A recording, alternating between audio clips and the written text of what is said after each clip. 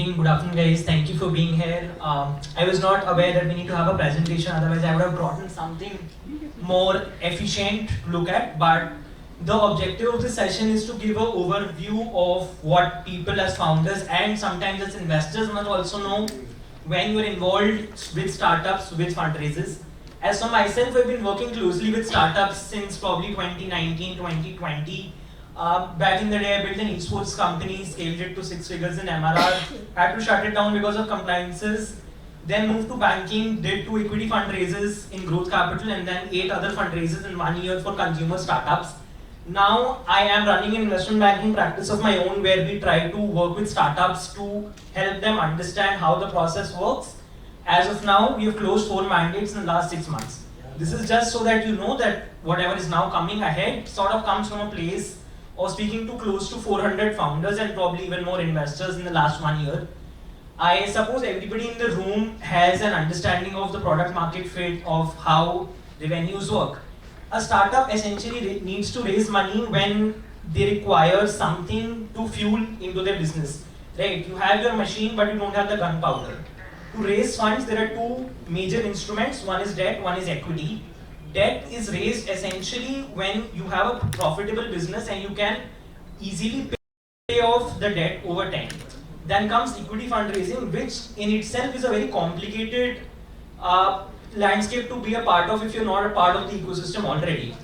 Equity fundraising essentially works on the basis of potential of your startup going from X to 10x or 100x in the next 5 to 7 years. A lot of founders, when they start fundraising, they try to aim for what they can get, but beyond that, what you should ideally aim for is what you essentially need and want for the business. One framework that I've advised every founder that I've met across the last 2-3 years is that, boss, understand the ideal chronology of a business. Anyone who's raising is essentially 3 months to 3 years into the revenue life cycle. Now, when you pitch to an investor or when you even make a presentation deck, it should be in a format that in the last X months or years, we have achieved a Y amount of traction through a Z amount of product development. This gives an essential download of what you have been doing in your business up until now. Moving ahead, now in the next A months or years, you want to get to a scale that is reflected by a revenue projection or a financial projection, for which we need C funds. The importance of this entire framework, where a lot of people lack 1 or 2 things, is to understand that when you're talking or when you're pitching to an investor for a fundraise, especially in equity, you need to give them a complete picture of your historicals, your current positioning, and your scale. While you are evaluating if you want to fundraise or not, please keep a total turnaround time of 6 to 10 months in hand, because including negotiations, including pitching, and including due diligence is something that takes anywhere between 6 to 10 months. One more thing that I would want to add your focus and your attention on is the fact that most founders start fundraising when they're not even completely ready. So essentially, what are the critical aspects when you start raising funds, right? A, you should be very double checked of your internals of the business. Last month I met a founder who was doing close to 2 CR in ARR, but they did not have a legal and compliance and accounting team to take care of the MIS and take care of the DD. They expected the banker to take care of the DD, which is obviously now not how it works. So your legals, your compliances, your DD, your MIS, these are the things that you need to be double sure of, because every investor that even evaluates you, irrespective of if they go on to invest in the business or not, they would want a primary DD check. Next would be, I think, collaterals. I saw 2 pitch decks here. I'm sure there must have been a lot of other pitches. I was late to the event because of meeting. But 2-3 critical things that I miss in most pitch decks is A, quantification of data in the right manner. Either it is over quantified or it is under quantified. Both cases, if you're over quantified, it seems like a desperate hard sell. If you're under quantified, it won't just build enough conviction for the business or for the investor. Sorry. Second thing would be your consistency of literature when you're posting or when you're portraying your business to an investor. Understand the fact that having a business is very different from presenting a business. That is why specialists exist in this ecosystem. The way you present, the way you portray the story clarifies a lot of justice to the vision you have as a founder. Maybe you have a lot of passion, maybe your product has a lot of potential, but if what you're building is not doing enough for them to understand that, it's not going to work out. So once you have these 2-3 things in check, that is when you start the fundraising process, as into you'll either work with a banker or you'll work on your own in an internal team to reach out to relevant investors and understand that who is a fit for you, who you are a fit for. So more than understanding that which relevant investor is a fit for you, you would also want to understand which investor you would seem like a proposition to while you're pitching to them. 2-3 things that help is if they have relevant similar portfolio companies, if they have mentioned deploying check sizes of what you want to raise, if they have mentioned deploying in the sector that what you want to raise in.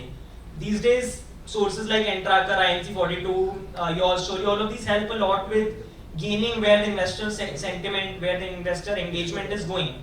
So once you have that knitted down, good process always is take warm introductions with the investor. If you do not have warm connects, try to build warm connects. Try to reach out to the founders or the CXOs of their portfolio companies. Try to reach out to the partners or the CXOs of the fund itself. It's a very long delayed gratification process, but over the tenure of 6 to 8 months, it does fare out almost well. Once you're in the process of pitching, 3 non-negotiables of negotiating a valuation is understand what instrument you want to raise from. So I'm not going to get into all the technicals, but essentially you have a convertible note, then you have a CCPS, then you have a safe note, and then you have a direct equity instrument. All these four are very different. Before you start pitching, you should know what we want to raise from, which is essentially dependent on what does the business look like in the next 2 to 3 to 5 years. Because if that is not clear, there is no point of raising funds at the first place. Once the instrument is clear, when the investor outreach pool is clear, then you focus on making your business seem like the right pick. Because before they want to build conviction in your business, they want to build conviction in the industry they want to put money into. Once these basics are sorted, it is essentially about negotiations. You choose the instrument, you choose the valuation top and the valuation floor, and then you choose who you want to raise from. In terms of when you have conversations with 50 investors, most probably 25-30 of them you will feel like, I don't want to raise from them because it doesn't sit well with us mentally.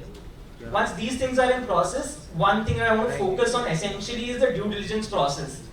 After the term sheet is signed, post all negotiations, there is something that's called legal and a financial due diligence.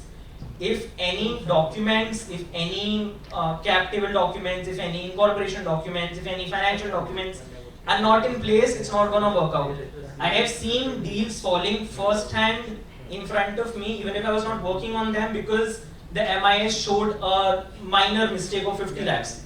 Now, 50 lakhs is not minor, but for a business of a hospital doing 200 CR revenue, it is pretty minor. But deals do fall out on those reasons. So the point being that when you raise, please have everything in place so that when it comes to DD, it is as soon as and as quick as possible.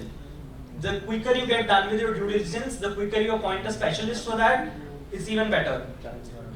Last stage is the shareholder agreement or the post-term sheet signatures, which essentially involves the SEBI and the SSI.